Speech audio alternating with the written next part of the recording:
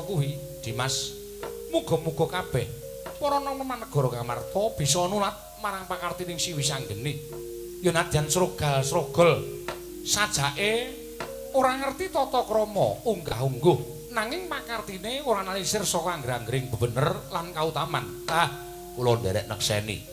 muga-mugi dados tetungguling para nem-neman tetungguling para satriya anggenipun tansah minangka dados sagatwaing praja ing Ngamarta Kakang Semariya purnaning gati sura sudrajane ingkang rat suh brasta kaping ulah Darmastuti rayung samya makarya rayung samya pinanggih